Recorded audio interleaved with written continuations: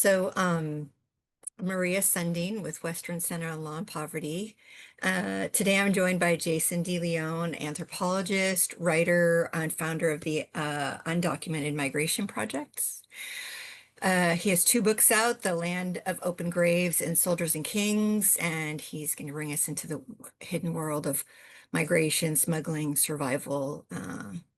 And this year, Jason is being honored by Western Center with the Derrick Bell Award, recognizing scholarship and moral courage in pursuit of social justice. So thank you for joining me today, Jason. Oh, thank you for having me. It's a great honor to be here. Yeah, I appreciate your time. I'm going to jump right in here and um, I wanted to see, you've spent a lot of years doing this work, documenting the different journeys through deserts, border zones. When you think about the people behind what you've seen and the statistics that you've researched, what story is the one that stays with you? What's the one that drives you forward? Um, there's so many of them that have really stuck with me, but I think there's probably two that have been at the core of much of what I've done. My first book, The Land of Open Graves, really it focuses on three interrelated stories. One is about these two men that I met in a migrant shelter whose journey I sort of try to document from northern Mexico into the U.S. through the Sonoran Desert. Um, that's sort of the first third of the book. The middle third of the book is the story of a 31-year-old mother of three from Ecuador, a woman named Maricela Zaguipuyas, whose body we unfortunately came upon while hiking in the desert in 2012. And then the third part of that book is really about Maricela's distant cousin, a 15-year-old kid from Ecuador named Jose Maria Tacuri, who disappeared in the Arizona desert almost a year to the day after she died, and actually fairly. We think he disappeared fairly close to where she perished. I think it's sort of Jose's story that really is the one. I mean, all of those that whole book really fundamentally changed me. But I really, at the end of it, it was trying to understand what had happened to this kid, and more importantly, just the amount of grief that parents carry with them to lose a child in this way. That story constantly is with me. I mean, I've got pictures of Jose in my office. I've got things that his family gave me from Ecuador that are in various places at home and at work. And there were a lot of days doing that work and talking about that book that were difficult for me to keep doing. And I think Jose was always one of these motivating stories of like, if I don't go out there and talk about this kid, then who will? Um, and then in the second book, I really thought that I would get away from that stuff, or I was trying to, and for probably for a variety of reasons, it keeps coming back to me in different ways, that the kind of darkness of this whole story. And my second book really revolves around the story of a 19-year-old smuggler from Honduras, a kid named Juan Roberto Paredes, who died, who was killed in 2015. And I got to know Roberto very well, was sort of documenting his story, and then he ends up being murdered by another smuggler that I knew, and it was his story that kind of drove me to try to understand smuggling. I mean, I wasn't even really intending on writing much about I'd met this kid, I was sort of documenting his life, but I never imagined that it was going to be a book, or that it was going to be something that took up more than 7 years of my life. But I think that the two of those two stories are the ones that I kind of carry with me pretty much all the time. And some days they really some days they get me out of bed. Some days they, oh, excuse me, some days they make me feel like the world is a dark, terrible place. And I try to not live in that place as much, but thinking more about, you know, the privileged position that I'm in to um to try to tell those stories. But yeah, I mean, I think for me, anthropology is very much a very personal um, endeavor, and one that it's has fundamentally changed me as a person, but also something that I kind of live and breathe, and for good or for bad. Yeah. Um, so you, it's so interesting that these are these are really powerful examples, and you kind of draw it into your personal emotion and what it brought out from you. So, what first drew you to that? Was the intellectual question? Was it a person that became personal, or how did that start for you? It was probably a mix of things. I mean, I think for me,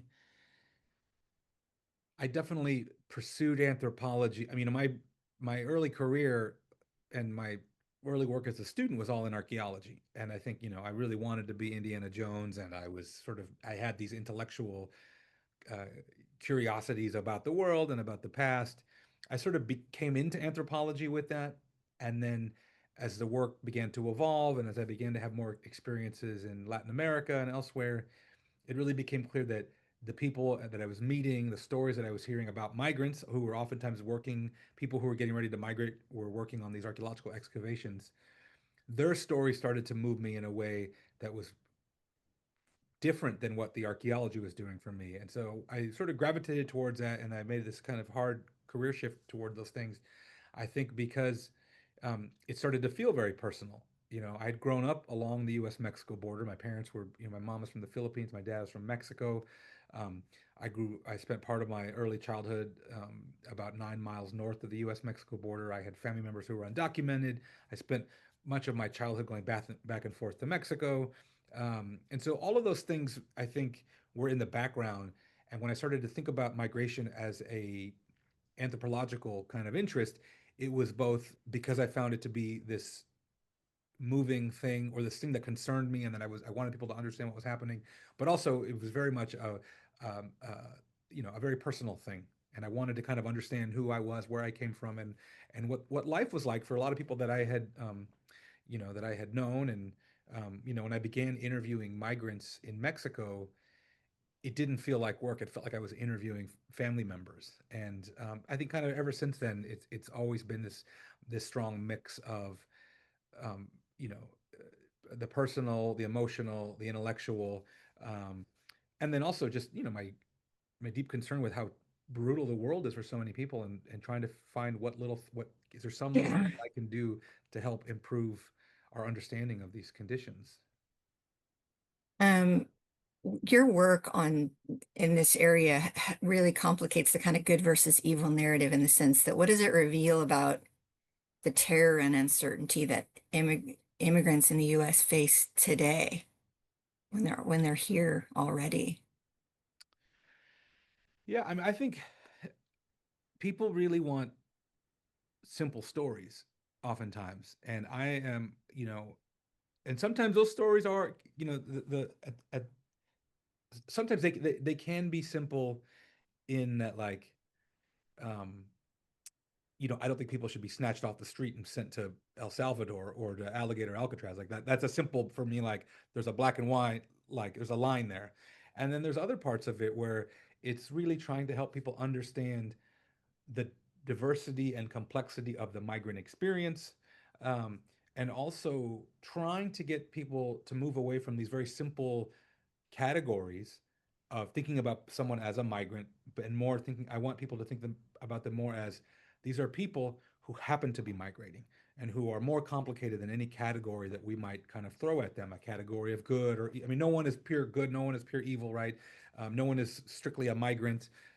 Any of these categories that define us, were so much more than that. And I think that's always been what I've wanted to try to understand, and more importantly, trying to get people to understand. Because I think if we can begin to see the people, and maybe this is happening now with the stuff that's, with the ice raids and everything else, is maybe we're starting to see that, oh, they're not deporting migrants. They are not snatching migrants off the street, right? When we see someone screaming, and we see someone asking for help, and they're our neighbor, and they're our friends, and they're our family, or they're just a stranger that we're now kind of witnessing the brutalities that they experience, then suddenly it's like, oh, that's a person that is happening to, not a migrant, not a smuggler, not, whatever category we want to throw at them. And I think that we really just need more of that. This ability to show how complex people are, and to see them as people first and foremost, um, beyond, and because nothing, there is no simple, these simple stories that we read in the news sometimes, or these categories that people want to throw around. Those are just ways, I think, to dehumanize people, and also just ways to try to keep us divided. Yeah, no, I agree. I think one of the things that we're seeing is the results of migration over decades and decades and generations. And we're realizing that humanity is a transitional humanity, I guess I should say nationality is a Yeah. transitional state, right? And a lot of your work really talks about people moving from one place to another, which is kind of the human experience over, millennia of people. There were no borders, and I think the Native American experience speaks to that. That it was kind of like we live over here, but we can also live over there. Yeah. You don't really touch too much in your work about the political meaning of what this is. You just kind of let the experience speak for itself in a lot of ways. What do you think what is your interpretation of witnessing this and seeing the migratory experience, the smuggling experience, the economic imperatives that drive that, and how does that reflect on our policies? Um, Yeah, I mean, I think I really want people to see how these things are experienced, right? How do economic factors, political decisions in the United States, how do they reverberate out to other countries? How do those decisions impact people's daily lives? How does a decision in the United States drive someone to migrate out of Honduras? I mean, and this is probably the, you know, part of me is this is like the anthropologist in me is wanting people to see the complexity of all these things of like, you know, build a wall is the dumbest, the most simplified smokescreen, and it doesn't take into account all the things that are actually happening and why people are leaving, why they're coming here, and but I don't want to begin with policy, and I don't even necessarily want to begin with like a U.S. looking down kind of viewpoint. It's like, what happens if we start in Honduras, if we start in southern Mexico, and then we start to build out?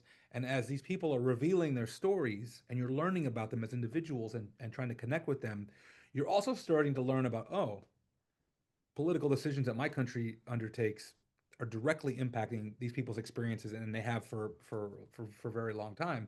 And I think it's rather than starting from, hey, this is really complicated and I'm going to try to throw it all of it at you at once. It's like, let's go to southern Mexico, let's go to the train tracks, let's meet a smuggler, let's get to know them on a very personal level, and then let's walk it back and see how they got there, what were the factors that kind of led them, and what was their journey like, and what are the things that they are sort of moving toward. And I do think that it's having this longer historical view and both an up close, you know, a very up close view and a bird's eye view can maybe help us to see that like that these things are really connected in a lot of in a lot of ways. And I mean, and for me, as an anthropologist, I want people to understand the big structures and how they impact individuals' lives. And I think as an ethnographer, as a sociocultural anthropologist, I want people to get as close as possible to these individuals whose stories can reveal those bigger issues. yeah, no, I think that makes total sense. And you're also looking at ideas of building empathy, because it feels far away from a day-to-day life. You're driving to your job and at, Hewlett Packard, and you're coming home to your three-bedroom house with your family and driving your car to work. You're not understanding that, and you feel disconnected. So you're building some connection there, some human connection with your stories. What is the response that you've gotten from people who might otherwise have kind of ignored the issue or have been enlightened by the work that you're doing? It feels like people are connecting with these things in ways that are surprising to them. Um, Mhm. I think, I mean, there are obviously a lot of people who are interested in migration, and so they're going to read what I write anyway, right? They're just, I mean, they're going to read that. That's the genre that they're interested in. I'm more interested in someone to pick up this book who would never pick up a book about migrants, never pick up a book about Honduras or Hondurans, and be able to read it and get something out of it. And the goal is, I want this person who works at Hewlett Packard to read, who has never thought about Honduras or smuggling, to read this book. And next time they hear the word migrant or smuggler, they have an image that they can connect to. And also, like I do think that the human experience oftentimes is quite universal. And we can, I mean, and this is why, you know, people from very diverse backgrounds can read the same book and all be moved by it, or hear the same song or look at the same piece of art and get something from it. I think there's something there that Right. connects us. And oftentimes it's politics, nationalism, capitalism. These are the things that are dividing us. And they think that the written word and art and these other endeavors can bring us closer together. And so it's like, it's, can I tell a story about migrants or a story about smugglers from Honduras that a person from the Midwest who works at you know at a tech company can read it and go, I see myself in this story because there is this shared kind of humanity. I mean, that's, I think, my one of my biggest goals is trying to create those connections um, in places where it's unexpected. Right. Yeah, I think I'm I'm wondering because since you won the National Book Award for Soldiers and Kings, that's obviously created more exposure for your work and obviously probably very likely brought in new readers or readers who might not have been exposed to you. Have you gotten direct feedback that that has changed some thinking or affected any kind of policy in any way? I don't know if it's really affecting policy. Sorry, my computer's about to die here, so I'm gonna just quickly plug this in. I think the policy stuff, it's really me trying to. I'm not very good at policy recommendations, and I think that's partly because, as I said, as an anthropologist, everything's way too complicated for a simple fix, right? But the hope is that people will read this, and those people who are invested in policy or the law can have a better understanding of like the realities of this stuff, and then be able to go and help make those decisions that then would improve those things. And so I mean, that we'll never know. I mean, I'll never really Yeah, know. But I think, I do get a lot of mail from people who just say, I picked this book up for no reason, and it moved me in a certain way. And it's yeah, I mean, it's really um it's very humbling when someone writes to me and says, I picked this book up and I think about it all the time and it moved me to tears. And yeah, I mean, and the goal is I want those people to not be scholars of migration, but just to be some, normal person off the street who doesn't think about these things. And so it does feel like that has happened, at least on a much different level compared to the first book. right. Yeah, absolutely. And it makes sense. I mean, it's an opportunity to drive conversation and awareness, not just about poverty and what people do to escape poverty or to achieve some kind of stability and safety for their families, but also to be aware that we all need that as human beings. Yeah. Um, and even in the US, I mean, right now, we just had a conversation this morning about the villainization and the criminalization of unhoused people in the United States Yeah. and how that, I think there's a mirror there, very similar, that there's a system in place that makes people, um, disconnects people from each other. Yeah. And is it something that you ever thought about doing a similar study about the United States and that what's going on? I mean, I think the next project will be something that happens domestically. Mhm. And I don't know if that's about, you know, migrant men in the US and the kind of failures of the American dream. Um, I think, I'm increasingly interested in toxic masculinity. I think it's killing this country. I think it's killing men and all the people that are around those men. Um, I think there's a lot happening in this country that we could try to understand ethnographically that have big kind of political implications. I mean, for me, looking at toxic masculinity is a way to understand patriarchy, is a way to understand white supremacy, and I think and I think patriarchy, white supremacy, um, toxic masculinity, and capitalism. These are some of the fundamental things that are why we are in this current political moment. And I do think that whatever comes next for me will be sort of a stateside kind of analysis, but it'll be the same thing of like up close, trying to understand these things on an individual level, but then to be able to zoom out and go, oh, That's actually what's going on. But yeah, I mean, and for a variety of reasons. I mean, I've worked in Mexico for almost 20 years, and um, it's just hard with my. I have two small kids. It's hard to be away as long as I need to be, and but also I do think that um, shining the light on what's happening in the United States now can be a way to change the conversation a bit and to think, oh well, um, you know, what does toxic masculinity have to do with this current political moment? I think quite a bit. I mean, look at the men who are in charge of this country who are literally destroying us. And, you know, I'm like, some of you guys just need a hug.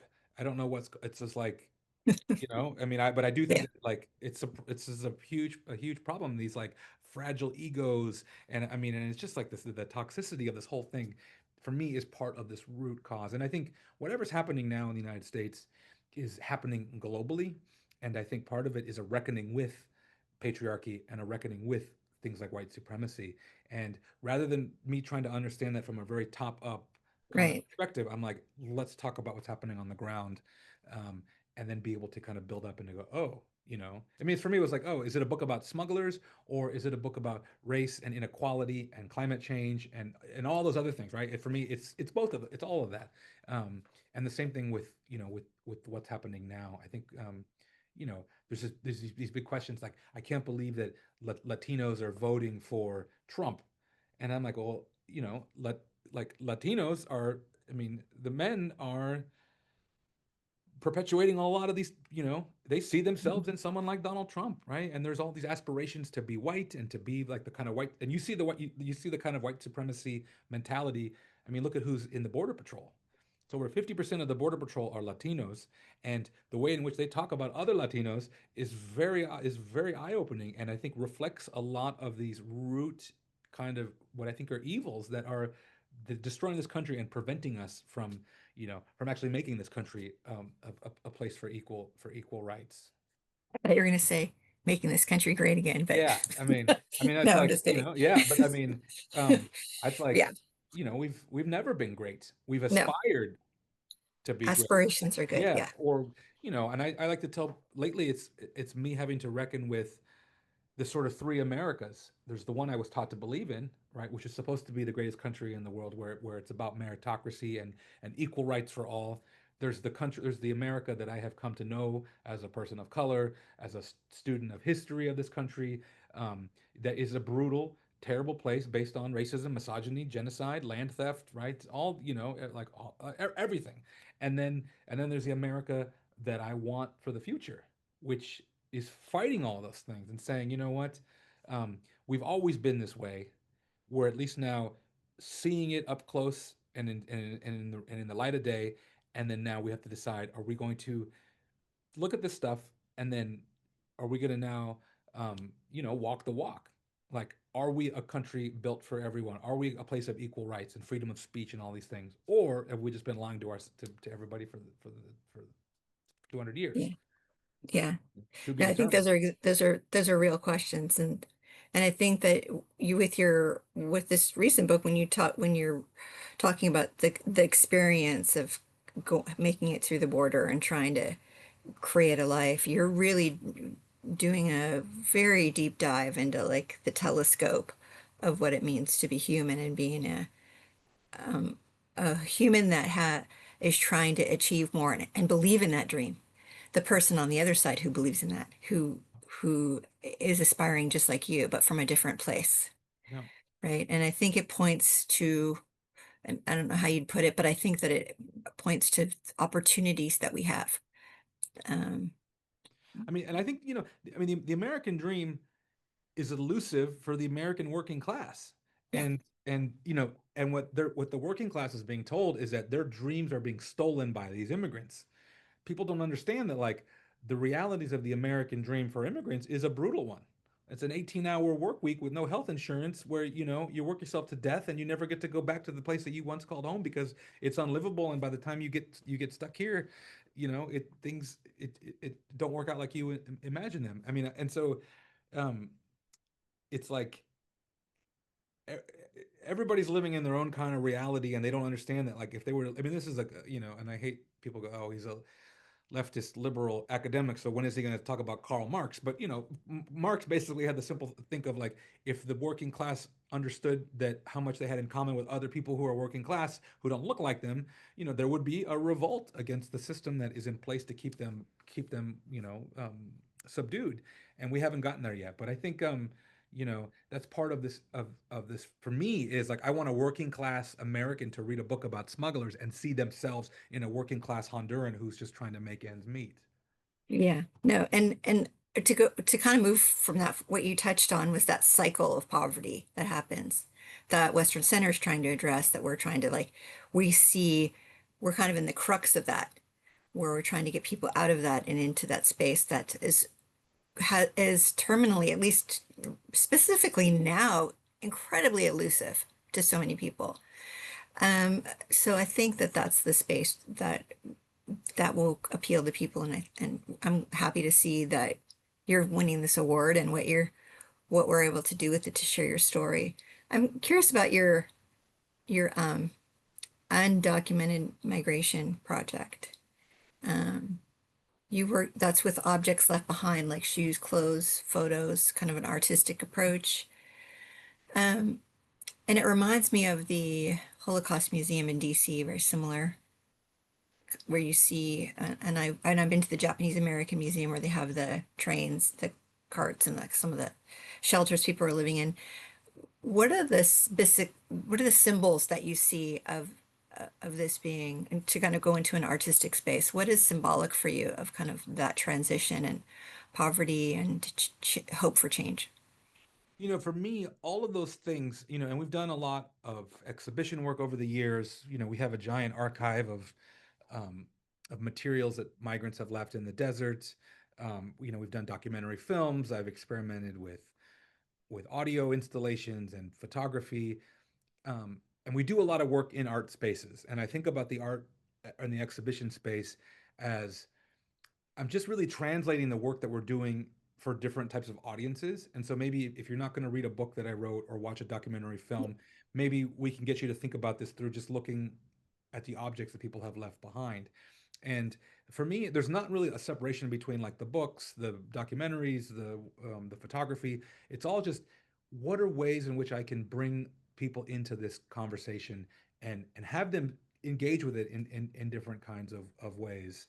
Um, yeah, I mean it's a because and I think this partly is because it's very difficult to tell a migration story these days that people haven't already heard. I mean, we turn off. We start talking about the border. We start talking about migrants. I think many people just turn off their brain because they go, "I already know that story," right? And I mean, and I look at like popular media. I don't read a lot of these stories in the New York Times or the LA Times about migrants because I feel like I already know what they're going to say. And Yeah. so the trick is, can I give you something new that will force you to think differently about this thing? I mean, that's why I decided to write about smugglers, because I thought, okay, what happens if I write about migration from the perspective of the supposed bad guys who are doing so much service and labor to keep this system kind of functioning? And, what happens if we stop thinking about smugglers as the bad people, but think about them as they are providing a service for the American consumer? Because I don't have any, if there's no one smuggling migrants from Latin America into the United States to work on farms, then I don't have food on my table. And so now suddenly a story about smugglers that's supposed to be far and distant is now implicating me, the consumer, and I'm looking at it every time I sit down to have a meal. Um, that's the trick that I always, that's what I don't want to say trick, but it is. I mean, in some ways, I'm trying to get people to think about this thing in in a new way, so they go, oh, Yeah, you're creating relevance, yeah, I mean, you know, the I connection. think it's all relevant. It's just Yeah, you're an the problem. anthropologist. But That's I what think you the do. problem is that Yeah, sometimes we just go for the lowest hanging fruit, and we think yeah, that and I used to think too that like, oh, if I could just tell a moving story, then people will change their mind or understand this thing. And that's not necessarily the case. It could be yeah. the most moving story, but it's not intelligible to them because they don't read or they don't watch documentaries. So you got to for me, it's like by any means necessary am I trying to engage with the public, and that's really what the Undocumented Migration Project, the nonprofit version, the wing of what we do, is a lot of outreach and translation. That's great. I think that that's a really important part of where you're going with what you're trying to do is not only share the stories, but in a way that people can digest it. Yeah. So whether it's through, looking at exhibits, art, film, reading, those are all ways to communicate. Music figures prominently in Soldiers and Kings, and you created a Spotify playlist actually, which we can link here in our messages. What do those songs represent to you, and how does it influence your study, your creative process? Or is it there to communicate, or both? What is the role there? Music for me is just a constant. And I'm a musician. I've been in bands since I was 15.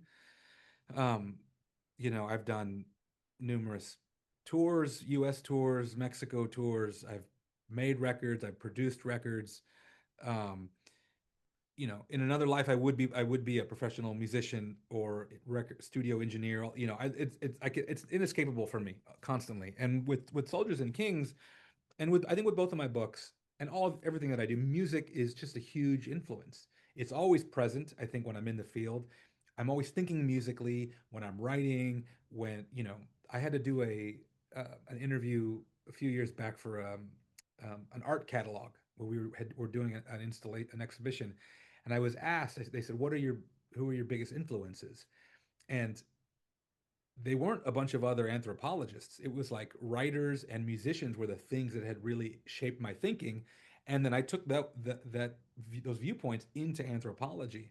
And I try to continue to do that. And so like the soundtrack for Soldiers and Kings came out of like two things. One, I have a good buddy who's a novelist, a guy named Willie Vlaughton, who's a novelist and a musician.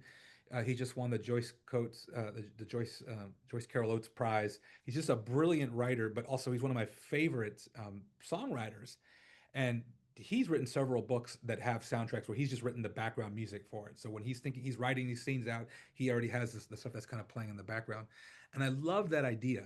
And so and maybe the next book I'll write the soundtrack for it myself. But for me, with both the first two books, the songs that are on the soundtrack for the second book, they were either playing constantly in those moments that Mhm.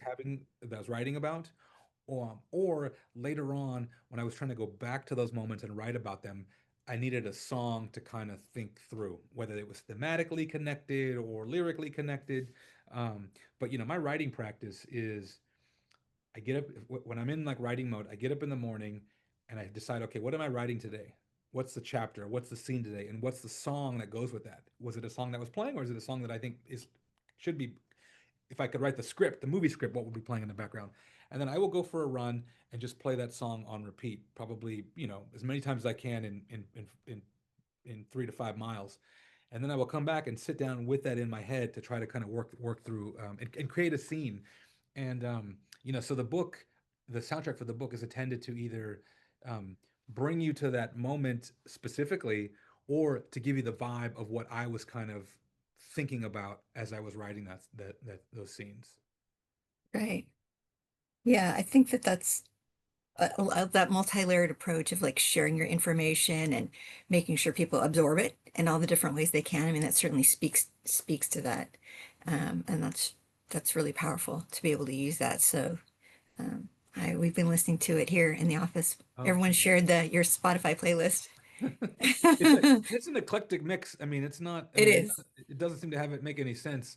But and some of the songs were songs I would never listen to on my. I mean, but they were the songs that people I was writing about said these are important, and so Oh, interesting. Okay. yeah. So there's direct connection to some of the Oh yeah. stories and the people. Yeah. Okay. Yeah. So they told you that that was their inspirational. Or they were holding a phone and it was just I mean like the song Como Me Duele, which is like the second song on that track. There was a summer that I was in Mexico where that was just playing constantly. I mean, it was coming out of everybody's cell phone, and so whenever I hear that song, it brings me back to that place, into those moments. But then also as I began to think about it, there was a lot of kind of symbolism and undertones in that song that made sense for for what was happening on the ground. Yeah, no, that's a powerful connection. And I think it's good to know that, especially going in and reading it for people that get a better understanding of the music and the story and how they kind of work together. So that's great. Thank you for sharing that. Yeah. So we're gonna go, you're being honored with the Derrick Bell Award. It's our third annual, so it's a pretty important award for us. He was one of our founders, our executive director for many years, and you know who he was as a civil rights leader. What does that mean to you personally and professionally, getting this Derrick Bell Award? I mean, it's an absolute honor. I mean, and it's really, it's incredibly humbling to be, mentioned alongside someone who, who has had a just an enormous impact on our world, and I think really fought the good fight forever in so many different ways, and I think inspired so many people to get interested in these issues. Yeah, I mean, it's a little intimidating to just be like to and I would never put myself into a conversation with alongside Derek Bell, but but it is a very great honor, especially for for someone like me who, um, I was a college dropout. I was the first person in my family to finish college. I was the first person to go to graduate school. There were many moments where I didn't think that I was going to make it out of my 20s, and and I was also someone who grew up pretty apolitical. When I was a college student, I didn't have a lot of politics, and what political leanings I had were pretty simple. I mean, I was a punk rock kid, so my political leanings were I don't like Nazis, and that was it. That was, and who knew that still that would be Right. probably an important driving force in the work I'm doing now. But I've really had to develop my political thinking, and I think it's still developing constantly. I mean, and I think in the work too, I want people to know that like I'm learning alongside you oftentimes, and I'm exploring these things, and I'm not trying to talk down to you. I'm trying to meet people where they are and give them some kind of food for thought. And you know, I didn't have I've never had any lofty aspirations for anything other than I just really want to do the work. I appreciate the work. It makes me feel better as a person, and especially now when can feel so hopeless, it's like doing the work gives me hope and tells me that that it's going to be okay, because I know that I'm not alone in this, and there are a great many people in this world who are working very very hard for equal rights and for justice. You know, many of whom are that the room where this award ceremony is going to be happening is going to be full of all those people, and that really warms my heart and just makes me feel less alone in this whole moment that we're having. And Yeah, it's a deep honor, and one that that I take very very very seriously.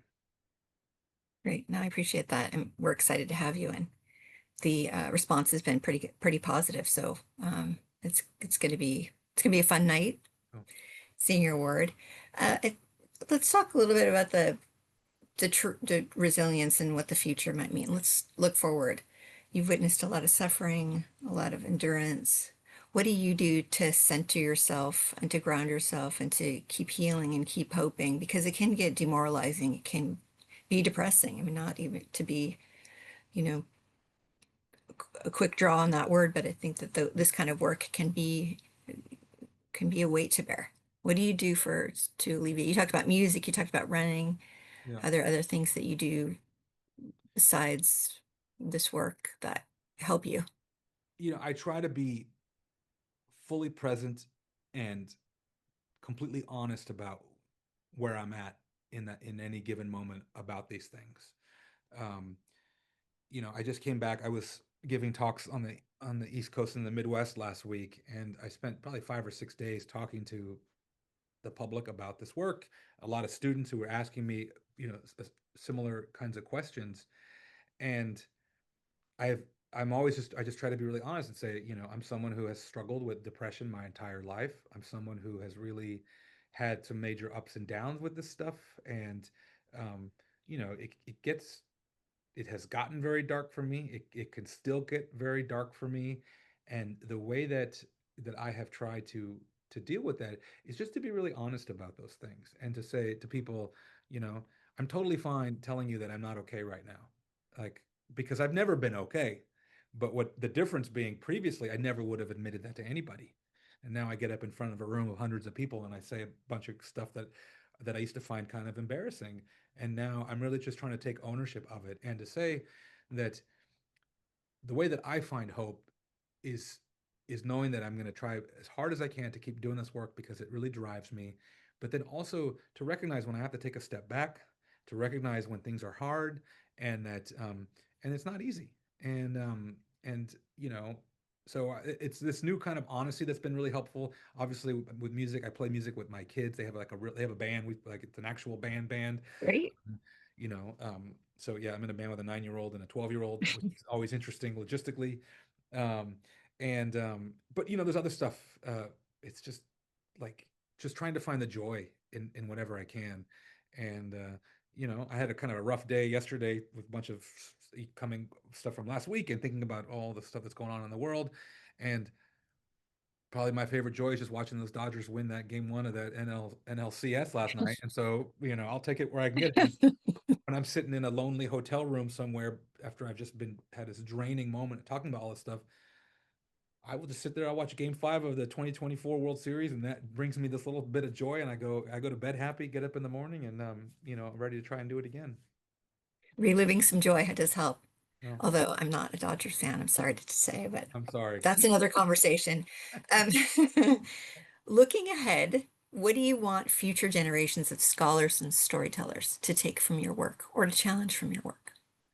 Um,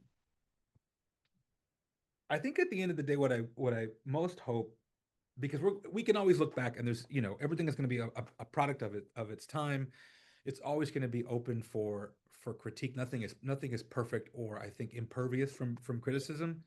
And so I think what I would hope, you know, I mean, obviously I want people to like be impacted by the stories and be interested in the ways in which I'm trying to kind of tell stories. But I would hope that at the end of the day, even if they don't, if they find all of that to be outdated or whatever, I do hope that they look back at the work and they recognize that I was trying very, very hard to be honest about the difficulties of doing it. And I want people to know that it wasn't easy and that there were all kinds of struggles with the research as I was going along, you know, and like making difficult decisions. And rather than hiding those difficult decisions, then you know, I've always tried to be really upfront about them so that in 100 years people can go, they go, well, I disagree with this thing you said here or this thing that he did, but at least he's telling us that he too was struggling with those things and he was thinking about this as much as one possibly could have. Um, and because I think sometimes, yeah, it's easy to look back on things and just be hypercritical and go, this person wasn't even thinking about race or class or gender in this time, and maybe they were, but there just wasn't kind of space in the work or the writing to kind of say that, hey, I'm worried about this, and so I've tried to, you know, to give people all of my worries and concerns so that the work I think becomes um, I don't know if I want to say more believable, but at least becomes more, you read it as more honest about what's going on. And so I try to Mhm. give people the good, the bad, and the ugly of my own working through these things. Right.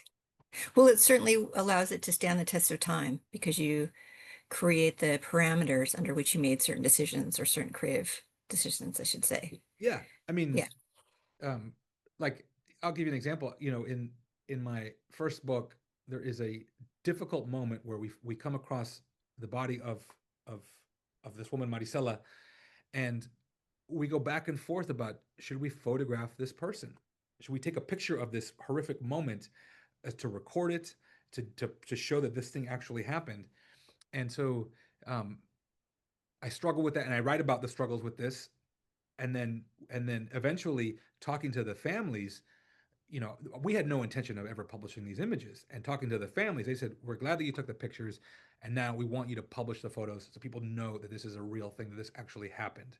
And, you know, I want people to know, like at each moment, there was this internal argument that was happening and trying to make the best decision. Was it the best decision? I don't know, but at least you know how I got to that and what the Right. final kind of rationale was for, you know, was for doing that. Right. There's a ethical issues around things like that. We had the same kind of issues in journalism school where we were talking about what do you publish and what do you not publish and what are the decisions and the justifications for why. And that's a similar, Yeah. very, very much in that lane. That's great. So my final question was really about the Dodgers, but you kind of preempted me there.